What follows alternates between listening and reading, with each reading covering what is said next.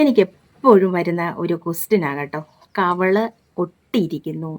ശുഭേ, വേറെ ആരോഗ്യ പ്രശ്നങ്ങളൊന്നുമില്ല. എൻ്റെ കവിൾ ഒട്ടി ഒട്ടി ഒട്ടി വരുന്നു. എന്താണ് ചെയ്യേണ്ടത്?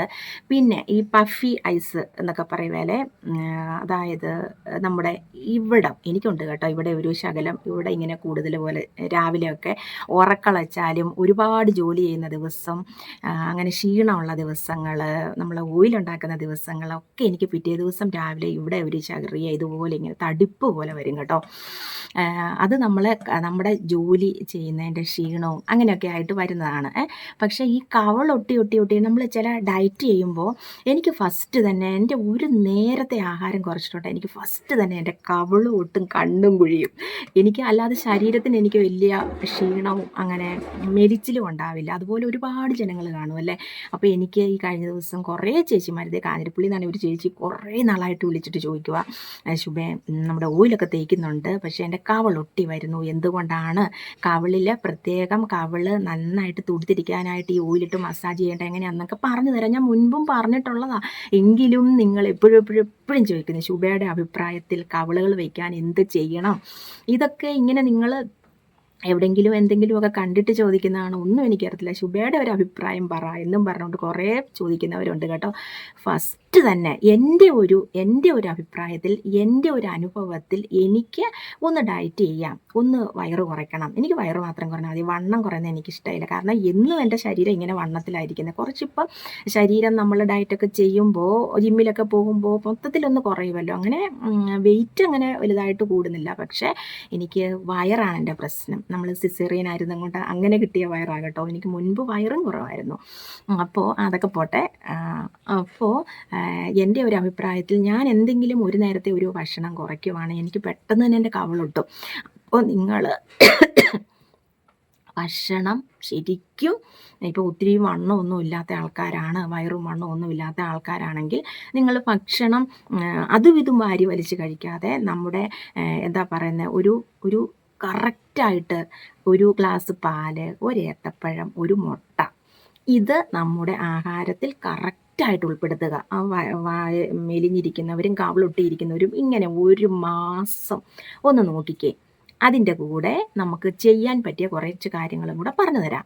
ഇപ്പം നിങ്ങൾ രാവിലെ ഒരു മുട്ട കഴിച്ചും കൊണ്ട് ഒരു പ്രശ്നവും ഇല്ല കേട്ടോ. ഒരു 45 വയസ്സിന് ശേഷം എന്നും ഒരു മുട്ട പുഴുങ്ങി കഴിക്കുന്നതിലും ഒന്നും കൂടെ നമുക്ക് പ്രയോജനം, നമ്മൾ ദോശക്കല്ലിൽ ഇങ്ങനെ എന്തെങ്കിലും ഒരു ശകലം ക്യാരറ്റിൻ്റെയോ ശകലം ചെറിയ ഉള്ളിയും ഒരു പച്ചമുളകും ഒക്കെ ഇട്ട് ഇച്ചിരി ഉപ്പൊക്കെ ഇട്ട് നമ്മൾ ഇങ്ങനെ ഉണ്ടാക്കത്തില്ലേ, അപ്പം പോലെ, അങ്ങനെ ഉണ്ടാക്കി കഴിക്കുന്നതാണ് എനിക്കിഷ്ടം കേട്ടോ. മുട്ട പുഴുങ്ങിയത് കഴിക്കുമ്പോൾ എൻ്റെ ഓർമ്മ കൊളസ്ട്രോൾ കൂടും. ഒന്നുമില്ല, കൊളസ്ട്രോളൊന്നും അങ്ങനെ കൂടത്തൊന്നുമില്ല.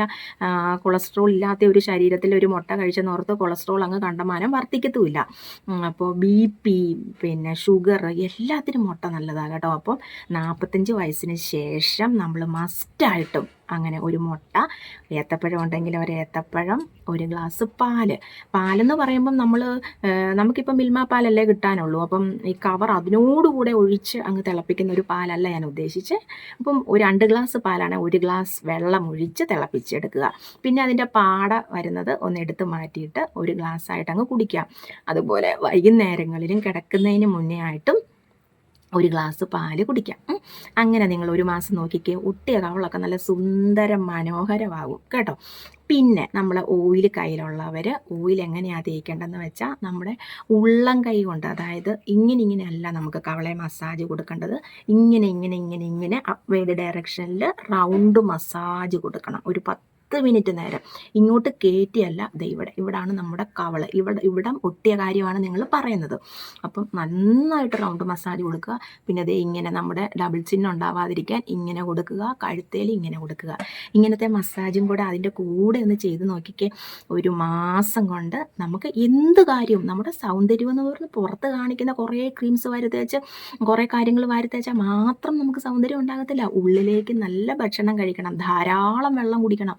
ധാരാളം വെള്ളം എന്ന് വെച്ചാൽ 25 കിലോ വെയിറ്റുള്ള ഒരു കുട്ടി 1 ലിറ്റർ വെള്ളം, അങ്ങനെ 50 കിലോ 100 കിലോ വെയിറ്റ് അങ്ങനെയൊക്കെ ഉള്ളവർ അതുപോലെ വെള്ളം കുടിക്കണമെന്നാണ് പറയുന്നത്. നമ്മുടെ ശരീരത്തിന് വെള്ളം അത്യന്താപേക്ഷിതമാണ് എല്ലാ കാര്യങ്ങൾക്കും. ഡ്രൈ സ്കിന്ന് വരാതിരിക്കാൻ, നമുക്ക് പ്രായം കൂടുന്തോറും സ്കിന്ന് ഡ്രൈ ആവുമ്പോൾ എന്ത് സംഭവിക്കും? ചുളിവുകൾ വരും, അങ്ങനെ ഓരോ കാര്യങ്ങളും പ്രത്യക്ഷപ്പെടാൻ തുടങ്ങും. അപ്പോൾ ഇതെല്ലാം ധാരാളം വെള്ളം കുടിക്കണം. എല്ലാവർക്കും അറിയാവുന്ന കാര്യമാണ്. ഇപ്പം ഞാനിങ്ങനെ വന്നിരുന്ന് പറയേണ്ട കാര്യമൊന്നുമില്ല, നിങ്ങൾക്ക് എല്ലാവർക്കും എല്ലാം അറിയാവുന്ന കാര്യങ്ങളാണ്. ഈ കവിളൊട്ടിയ കാര്യം പറഞ്ഞതും കൊണ്ട് അതിൻ്റെ കൂടെ അങ്ങ് പറഞ്ഞു പോയെന്നേ ഉള്ളൂ. കവിള് ഒട്ടിയിരിക്കുന്നത് വല്ലാത്ത ഒരു ഇതായിരിക്കും അല്ലേ, നമുക്കറിയത്തില്ല. നമ്മുടെ കവിള് കുറയാൻ വേണ്ടി ഞാനിപ്പോഴും ഇതാ ഇങ്ങനെയാണ് ചെയ്യുന്നത്, കവിള് കുറയാൻ. ഒരുപാട് കവിളും ഇവിടെ ഒക്കെ വീർത്തിരിക്കുന്നവരുടെ ഇങ്ങനത്തെ മസാജേ ചെയ്യാവുള്ളൂ കേട്ടോ. ഇത് കണ്ടോ, കുറച്ച് വലിഞ്ഞു പോകുമ്പം കണ്ടോ. അപ്പം ഇങ്ങനത്തെ മസാജ് മാത്രമേ കൊടുക്കാവുള്ളൂ, ഇങ്ങനെ മുഖത്തിന് വലിപ്പമുള്ളവർ. അല്ലാത്തവർ റൗണ്ട് മസാജ്, ഉള്ളം കൈ കൊണ്ട് റൗണ്ട് മസാജ് ഓയിൽ കൂട്ടി ചെയ്യണം. അങ്ങനെ ഒരു മാസം ഒന്ന് ചെയ്ത് നോക്കിയിട്ട് നിങ്ങൾ വണ്ണം കുറയാൻ കവിള് തുടുത്ത് വരാനും കവിളങ്ങ് ഒട്ടിപ്പോയവരൊക്കെ എൻ്റെ അടുത്ത് ഒരു മാസം കഴിയുമ്പം ചോദിച്ച എല്ലാവരും റിസൾട്ട് പറയണം കേട്ടോ. പിന്നെ നമ്മൾ കുളിക്കുമ്പോൾ കുറച്ച് വെള്ളം എടുത്ത് അങ്ങനെ കവിൾ കൊണ്ട് കുളിച്ച് കഴിയുമ്പോൾ തുപ്പിക്കളയണം.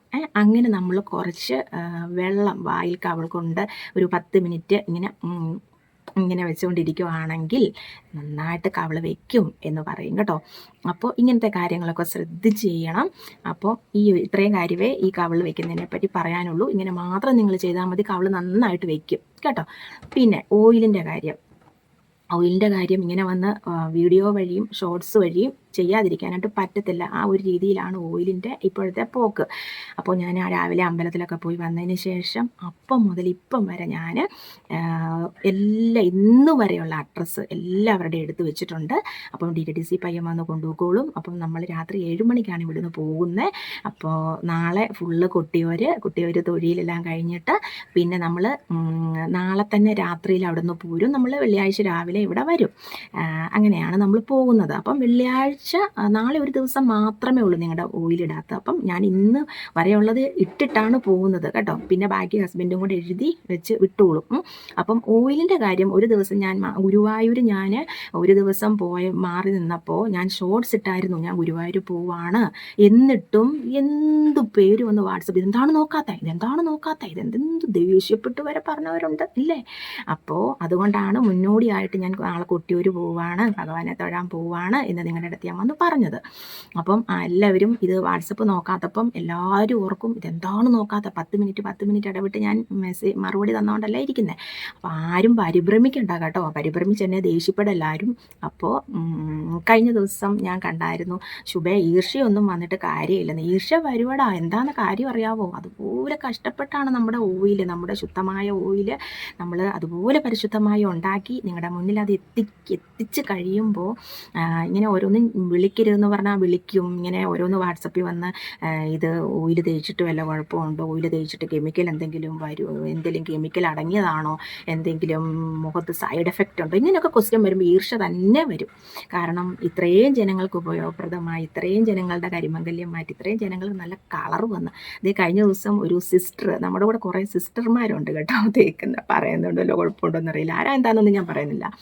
അപ്പം 2 ദിവസം തേച്ച് 3-ാം ദിവസം കണ്ണാടി നിൽക്കുമ്പോൾ ഭയങ്കര വെളുപ്പെന്ന് മുഖത്തെന്നും പറഞ്ഞ് എനിക്കിന്ന് മെസ്സേജ് വന്നിട്ടുണ്ട്. അതുപോലെയാണ് നമ്മുടെ ഓയിൽ കേട്ടോ. അപ്പം നിങ്ങൾക്ക് അത്രയും റിസൾട്ട് വരുന്നുണ്ടെങ്കിൽ അതിൻ്റെ പിന്നിൽ അത്രയ്ക്ക് കഷ്ടപ്പാടുണ്ട് കേട്ടോ. അപ്പോൾ അതുകൊണ്ടാണ് ചിലപ്പം ദേഷ്യമൊക്കെ വരുന്നത്. മനുഷ്യനല്ലേ, എല്ലായ്പ്പോഴും ഒരേ സ്വഭാവം ഒരേ ഇത് വരത്തില്ലല്ലോ. പിന്നെ ചില സമയങ്ങളിൽ ഇങ്ങനെയൊക്കെ കേൾക്കുമ്പോൾ എന്നോട് തന്നെ ഇങ്ങനെ ചോദിക്കുമ്പോൾ എനിക്ക് അതുകൊണ്ടാണ് ഇങ്ങനെ ഇന്നലത്തെ വീഡിയോയിൽ അത് പറഞ്ഞത് കേട്ടോ, അല്ലാതെ കണക്കോ ഒന്നുമല്ല.